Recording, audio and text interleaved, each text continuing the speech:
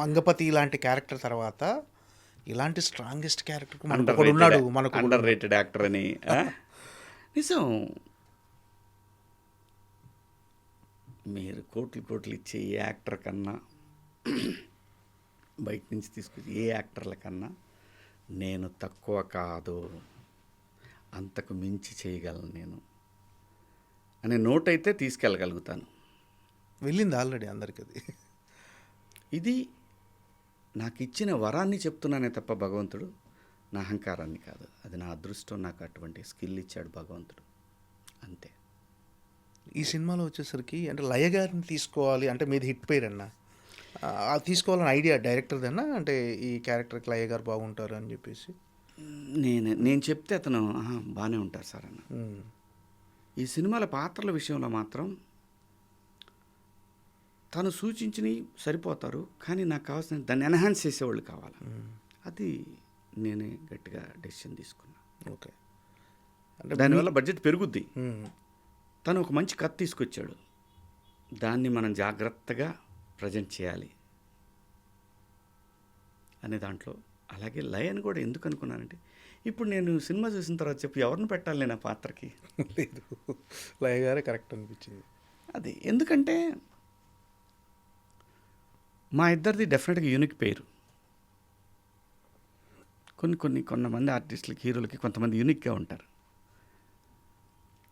So అలాంటి పేరు ఇప్పుడు ఏ అమ్మాయిని పెట్టి నేను ఆ అమ్మాయి నన్ను ఏయ్ అంటే అది జనము దాంట్లో ఇన్వాల్వ్ అవుతారా? ఇవన్నీ లెక్కలే కదా. అందుకని లయ కరెక్ట్ అని ఫిక్స్ అయ్యి చేసింది, అంతే. ఎలా ఉంటుందంటే ఆ క్యారెక్టరైజేషన్ లయ గారి ఇంతకుముందు మీరు ఎప్పుడు చూడని లయ. అదే నిన్న సూర్యకాంతం అన్నా కదా, ఎప్పుడు అందరు నన్ను ఏడిపిస్తుంటారు, ఈ సినిమాలో నేను ఏడిపిస్తాను అందరిని. ఇది అంటే ఏంటన్నా, ఎలా అంటే మిమ్మల్ని ఏడిపిస్తుంటుందా సినిమాలో? అలా ఏం నేను చెప్పలేను మధు, నీకు నువ్వు చూసి ఎంజాయ్ చేయి అంతే. ఓకే, రేపు 5వ తారీఖు నాడు ప్రీమియర్ వేస్తారు కదా మీకు షో. ఓకే, అవి చూసి నువ్వు ఎంజాయ్ చేయి. ఓకే, చేసి నాకు కాల్ చేయి. ఓకే, ఎందుకు పెట్టాననేది నువ్వే చెప్పు నాకు. ఓకే. యాజ్ ఎ ప్రొడ్యూసర్గా చాలా గ్యాప్ తర్వాత చేశారు. ఏంటన్నా ఎలా ఉంది ఎక్స్పీరియన్స్? టఫ్గా అనిపించింది అంటే చాలా మారిపోయాయి, చాలా సినిమాలు మారలేదు అంటే ఎక్స్పెన్సివ్, అంటే బడ్జెట్ కానీ అంటే కాలానికి తగ్గట్టు పెరిగిందే తప్ప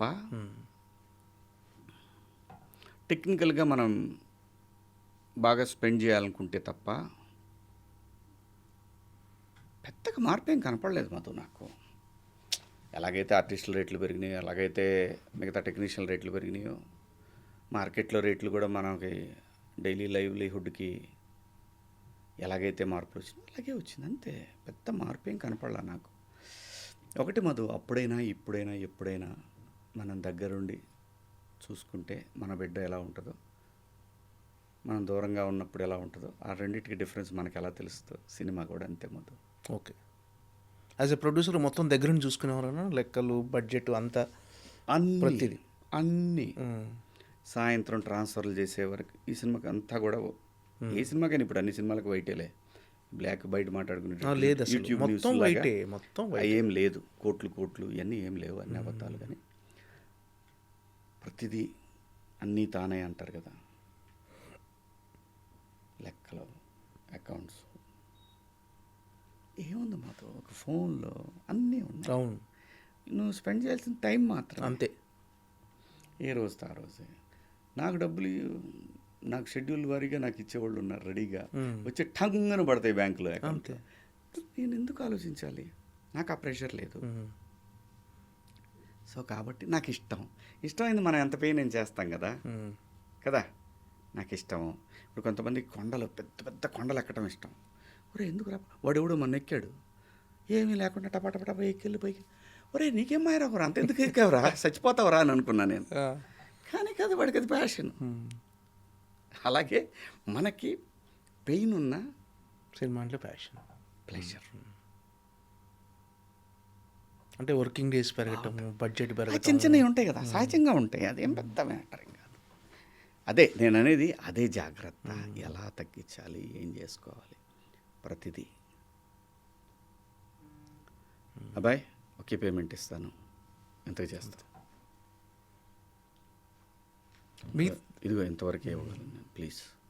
ఇలా చేసుకుంటే ఎప్పుడు ఉంది ఇది సినిమా ఇండస్ట్రీ. నేను వచ్చిన 30 సంవత్సరాల క్రితం ఎలా ఉందో ఇప్పుడు కూడా ఇదిగో అంత కాదు, ఇదిగో ఇంత, ఓకే ఇదిగో తీసుకెళ్ళి ఇప్పుడే. సో ఆ డిఫరెన్స్ చాలా కనపడుద్ది మధు, ఓకే. మనకు తెలియకుండా చాలా కనపడుద్ది. ఈ సినిమా మీరు ప్రొడ్యూసర్ అవ్వటం వల్ల మీకు వచ్చిన అడ్వాంటేజ్ కానీ కంఫర్ట్ కానీ ఎలా అంటే ఇది వేరే ప్రొడ్యూసర్ అయితే వేరేలా ఉండేదేమో, మీరు అవ్వటం వల్ల బడ్జెట్ కానీ సినిమాని ఆ డైరెక్టర్ ఎలా అనుకున్నాడో అంతకన్నా బెటర్గా ఎక్కించగలిగా. ఇంకో ప్రొడ్యూసర్ అయితే అంత నేను ఫోర్స్ చేయగలిగేవాడిని కాదేమో, అంత అంత పెద్ద పెద్ద ఆర్టిస్టులను పెట్టగలిగేవాళ్ళు కాదేమో. ఇదిగోండి ఇంతే కదా వాళ్ళు ఇచ్చారు మనకి, కనీసం నేను పనిచేసినందుకు నాకు ఎంతో కొంత ఉండాలి కదా ప్రొడ్యూసర్గా. ఇవన్నీ మాట్లాడుకుంటే స్క్రీన్ మీద మనకు కనపడేది చాలా తక్కువ అనిపించింది. అది జరిగి ఉండేది. ఇంతకుముందు మీరు షూటింగ్ చేసేటప్పుడు ఇప్పుడు రీసెంట్ కాకుండా ఇంతకుముందు మీరు చేసినప్పుడు ఈ గ్యాప్ మధ్యలో అప్పుడు మీరు మీ కెరీర్ తొలినాళ్ళలో రిలేషన్స్ బాగుండే, అంటే క్యారవాన్లు ఉండేవి కావు, అందరూ కూర్చొని చెట్ల కింద మంచిగా కబుర్లు చెప్పుకుంటూ తినేవాళ్ళు. ఇప్పుడు అది కనిపించిందా అసలు? లేదు రిలేషన్స్ అనుగుణంగా మనం కూడా మారాలి, తప్పదు. కానీ ఏంటంటే అంటే అన్ని ఆ బ్యూటిఫుల్ చిన్న చిన్న మూమెంట్స్ కనపడే హాయ్ హలో బాయ్ బాయ్, కాసేపు ఏం సినిమాలు చేస్తున్నావు, ఎన్ని చేస్తున్నావు, ఇంకా కొంచెం దగ్గరికి వెళ్ళి కూర్చొని మాట్లాడుకుంటూ ఉంటారు. ఆలోచనలో వెనక్కి కలిసిన వాళ్ళు అంతే. ఇంతకుముందు అలా ఉండేది కాదు. ఎవడైనా చెడ కూర్చోవాల్సిందే చెట్టు కింద, అందరూ మాట్లాడుకోవాల్సిందే, అందరూ ఏం తెచ్చామని చూసుకొని తినాల్సిందే. ఇంటికాడి నుంచి వచ్చి తొక్కవాళ్ళకి సరే ఈ క్యారేజ్ పక్కన పెట్టి పోయి బ్రహ్మానంద గారి దగ్గర కూర్చొని ఆయన కొర్రలన్నం తెచ్చేవాడు ఒకసారి చెప్తున్నా. సో ఇలాగా అదే ఎప్పుడు కదా దోస్ గోల్డెన్ డేస్. ఇది మన తరం తర్వాత కూడా ఉంటుంది. ఇంకోటి ఆ తర్వాత నెక్స్ట్ వచ్చేదానికి కూడా వాళ్ళు కూడా అంటారు అవి గోల్డెన్ డేస్ అని మాట్లాడతారు ఇప్పుడున్న యంగ్ హీరోలు. అంతే, కాలానుగుణంగా అన్నీ మారుతుంటాయి మధు. మనం అక్కడ ఆగకూడదు, అది నేను అనేది. అవన్నీ ఇదివరకు భలే ఉండేది, ఇదివరకు ఉంటే మరి ఇదివరకు నానుండేవాళ్ళు, ఇప్పుడు లేడు. ఏం చేస్తాం, నేచర్. ప్రతిదానికి మనం ఇవాల్వ్ అయిపోతూ ఉండాలి. అంటే ఫస్ట్ ఈ సినిమా థియేటర్ అనుకున్నారు, ఓటీటీ అన్నారు, తర్వాత ఓటీటీ నుంచి మళ్ళీ థియేటర్కి వచ్చింది. అంటే మీకు ఇప్పుడు ఓటీటీలో అన్నప్పుడు ఫీలింగ్ ఎలా ఉండేది, ఇప్పుడు థియేటర్కి వస్తున్నప్పుడు ఫీలింగ్ ఎలా ఉంది, వాటి డిఫరెన్స్ ఏంది? థియేటర్ ఎక్స్పీరియన్స్ మిస్ అయ్యామనే ఫీలింగ్ తప్ప ఎప్పుడు కంటెంట్ మీద పెద్ద ఆలోచన ఏం లేదు. ఇప్పుడైనా అంటే నర్వస్నెస్ ఎలా, జనాలు ఎలా రిసీవ్ చేసుకుంటారు లేదు మధు. రేపు ఇది సినిమా హిట్ అయిన తర్వాత మీకు చూపిస్తా. అనిల్ పెట్టిన మెసేజ్ రోజు చూస్తుంటాము. అనిల్ పెట్టిన మెసేజ్ అవునా? ఓకే. సినిమా హిట్ అయినా చూపిస్తా, ఎక్కడైనా బ్లాక్ బస్టర్ అయింది. సో కాబట్టి ప్రాబ్లం లేదు. నేను అడిగాను, అబ్బాయి నా కోసం ఏం చెప్పట్లేదుగా, అస్సలు 1% కూడా ఆలోచించొద్దు. ఎందుకంటే ఒకవేళ ఇబ్బంది అయిద్ది అనుకుంటే అన్నయ్య నష్టపోతావు ఎందుకు అని చెప్పేంత చనువు ఉంది, మంచి మనసు ఉంది అతనికి. నువ్వు బాగుండాలన్నాయి వద్దు అని చెప్పేస్తాడు. ఒక రకంగా తను నా సినిమా చూడటం నా అదృష్టమే. అదృష్టం అంటే సినిమా బలంగా కోరుకుంటుంది థియేటర్కి వెళ్ళాలి. ఎందుకంటే మొదలుపెట్టింది ఆ వైబ్రేషన్తో మొదలుపెట్టాం మనం. సినిమాకి ఏం కావాలో అది ఎత్తుక్కున్నదని చెప్పారు నేను. అంతే. ఓకే. ఏంటంటే ఈ సినిమా ఎక్స్పీరియన్స్ ఫ్యూచర్లో ఇంకా సినిమాలు ప్రొడ్యూస్ చేయాలనే ఎంకరేజ్మెంట్ ఇచ్చిందా? అలా ఏం లేదు మధు.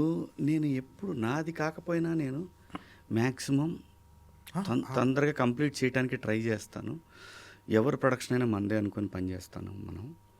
నాకు హడావుడిగా నేను అదే చెప్పా కదా, నాకు ఆ కంగారులో లేను మధు. నేను అలా అయితే డబ్బుల కోసమే కదా అంత హడావుడి పడాల్సిందే. అలా అయితే నేను యాక్టింగ్ చేసుకుని నాకు చాలా వచ్చేస్తాయి. అవును, ప్రాబ్లం లేదు కదా. అలా కాదు, మంచి కథ దొరకాలి, ఇది ఆడుద్ది అనాలి, అది లవ్ స్టోరీ అయ్యి ఉండాలి. వాడు నాకు లవ్ స్టోరీలు చేయాలని కోరిక పిల్లల్ని పెట్టి యంగ్స్టర్స్ని పెట్టి లవ్ స్టోరీలు చేయాలి చాలా నువ్వు వెతుక్కుంటే మన రికార్డింగ్స్ చాలా ఉంటాయి. నేను చేయాలి సినిమా తీయటం అనేది ఒక ఆర్ట్, అది ప్యాషన్ నాకు. ఎప్పుడన్నా అంత గొప్ప స్క్రిప్ట్ భలే ఉంది ఇది లవ్ స్టోరీ తీస్తే అంటే అప్పుడు కొత్త పిల్లల్ని పెట్టి తీస్తా. అంతే తప్ప మనం ఇది ఒక ఉద్యమంలాగా పెట్టుకోను. ఓకే. నచ్చాలి, అంత కనపడాలి, దాంట్లో మనం దగ్గరుండి చేసే టైం ఉండాలి. అంతేగాని ఒకవేళ ఎవరైనా బయటోళ్ళు వచ్చి నాతో హీరోగా సినిమాలు చేయాలనుకుంటే కామెడీ స్క్రిప్ట్ అయితేనే చేస్తా.